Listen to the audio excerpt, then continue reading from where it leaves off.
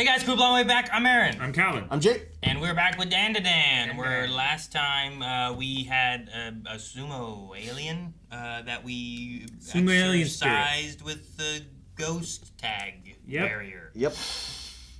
Or something. Talisman. Also, our heroine took a nap, and our hero is a grandma. Turbo Granny. Yeah. Turbo. Arnold. Turbo Granny. It's Turbo Granny. No. Great. All right. So let's see what happens with the granny.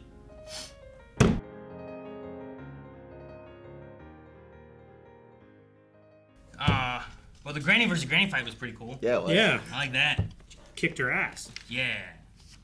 I like her pencil bat. Yeah, That's the pencil really bat cool. is Yeah. awesome. That seems like something somebody would come up to be like creative in a D&D campaign.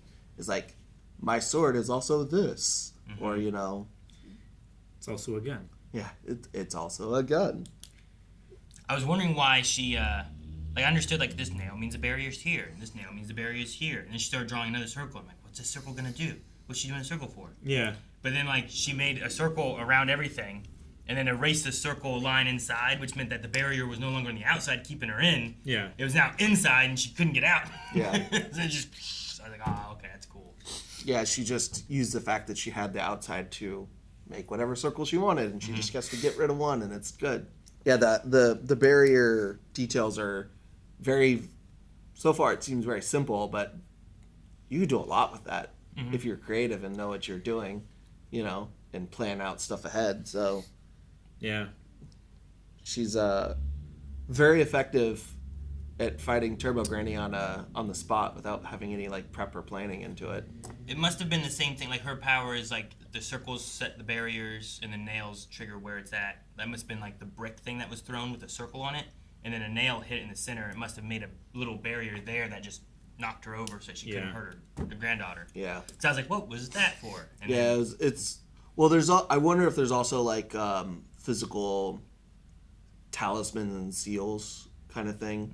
I'm trying to think what I saw lately it's like the thing in Agatha with the thing that she gave, and when it broke, it ended the spell. yeah. You Well, I know. mean, it's the same thing with sigil. the paper The sigil. Yeah. that they had sitting on the thing, where like there's a barrier up, but when you take it down, now it's not working anymore. Well, it also could have been a thing that like there is power in this thing, and when it breaks, it releases. So she threw it, and then when she broke it, it released it as well. Did it have a circle on it? Yeah, it was like It was a little wooden block with a circle on it. with a circle on it. And then I think the nail hit in the center of the circle. So I was figuring that, well, given what she said on the ground of how it worked, it must have hit, and it makes that barrier there, which then probably hits her and hurts and gives a force that knocks her over or whatever. It basically creates a barrier for a second, and then like releases Until it. it breaks. Yeah, it's like a shape charge curse barrier thing. Yeah. Yeah. It's Yeah, like, so that fight was really like, it was simple, but very smart. So it was very fun to watch. So it's interesting. So Turbo Granny has existed for a while, and she was the 100-kilometer-per-hour Granny that ended up in the tunnel where a bound spirit was. Yeah. And they combined. So And now that's they've why she's stronger. Yeah, they've merged. They're merging. They're merging. It'd be interesting to see how this plays out for power base because of the territory thing they mentioned. Like, I don't know that either of our main characters have this territory thing. Yeah, the granny seems to pull it from a god of her territory. Yeah. But then every territory has a god that you can pull from. Yeah. Yeah, So I she wonder seems if like it's- she has a pact with the god of this territory specifically, Sure. but they don't yet. Like, the have a psychic pact with power, anybody. is that working through the same way? Is that working a different way then? Is it a different god? Is it possible to have different powers in different territories because you work with each of the gods? Or can you only like worship one god? Yeah. Like, things like that, I wonder.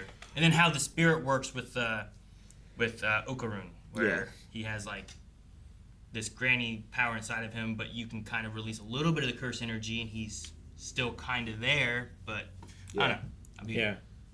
I'm trying to, like, once we get more and more of the power information and stuff, but right now it seems like they're fairly limited by, like, well, these, you always fight at home. Sure. You never go away battle, you always fight at home, home game. Which I think you might be right, is that maybe our two characters don't have to worry about that Yeah. Because like she has awakened psychic powers of her own versus like using her own chi that she talked about, so she doesn't probably have a home. Like her home fight is always her. Yeah. So she might be able to move and do stuff that most other spirit mediums don't. Did the granny have, when she was reading the one kid, like his future, what all that stuff that ended up seeming to be true, like he had a kid and all that stuff, is that in the same territory? I think it's in the same city. Or was that somewhere else that like that power is a little different than the power to fight ghosts? Yeah, I don't know. I think it was in the same city that the granny tunnel is in. That's why she was saying like we could lead her out there, but then I would be as weak as her because I would be outside of my territory as well. Well, she also might just be able to do like basic spirit stuff outside of her. Like there might be a difference in like she might have psychic powers of like being able to still do like readings outside of her area, but she's functionally like powerless in like a fighting situation. You know, so it's hard. We don't know where it was. It probably was within her territory, most likely. Yeah, it would be cool if like other territories had like specializations, because it seems like her specialization is barriers. Yeah, so far. I wonder. Does that mean there's just a bunch of gods in this world, or does the god just kind of like be like, okay, I'm gonna give this much power here and power here and power here. I think they're different gods. Yeah, it just probably, but it's just that's a lot of gods. I mean, even in our world, there's a lot of gods. There's a lot of gods. Yeah. Or even if you look at like saints and stuff too, where it's like they have like saintly powers or whatever, different like categories. This is just over like certain locations or something. Yeah, like that. But I mean, even if you take Japan and break it down to, I wonder if it's because it showed a territory that looked like a man-made straight line territory. I wonder how many are in Japan, and is that how many gods Japan has? Well, you got the Kanto region, you got the Johto region, you got the. I think they're all one god. I think it's all Arceus. Hoenn region. No. Unova, I'm sorry.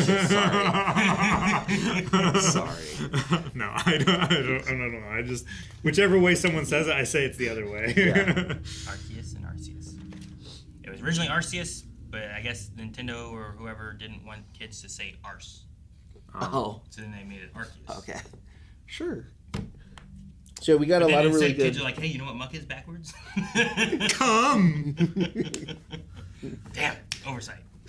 So we got a lot of good world building in this, which includes, I guess now we know how get to see how Momo's powers work a little bit. Yeah, visualize them. Yeah, she can actually visually see auras. Yeah, and she like she moved rocks too. Yeah, she is telekinetic because she can grab basically anything because everything has an aura. It just she can only grab little stuff right now. Not very far away yet. Yeah, and it's interesting that it is visualized by just like using her hands everywhere right now. So it'll be interesting to see what like she can end up doing when she regains more of her like full power that we saw in episode 1. Yeah, I thought we were gonna have it building into a training segment where we were gonna have like for the next episode or so we have to get stronger and better, and maybe we don't stop the granny, but we learn to like work with this and live with this, and that's the like end season goal kind of thing. Yeah, and then like we went poop and everything changed. Yeah. Sometimes that happens, you know? Your priorities change a lot if you really have to poop, and then you poop. Like, well, I guess these things aren't as desperate and drastic as I thought they were anymore. Post-poop clarity. Yeah, post-poop clarity. The show just takes something and just like, this is going to be like what the plot of this episode's about. We got to figure out how to let him go poop. And he was gonna hold it in. Well, he'd rather her watch than them watch him soil himself. Yeah. Which I think I agree. I mean, yeah. Like, you know what? Watch me poop rather than me standing here and pooping my pants in front of you. Because you still watch me poop. It's just I have poop in my pants now. One of these things is a little less. But then during that, we got Turbo Granny starting a curse on Grandma. Yeah. And she can curse by sight.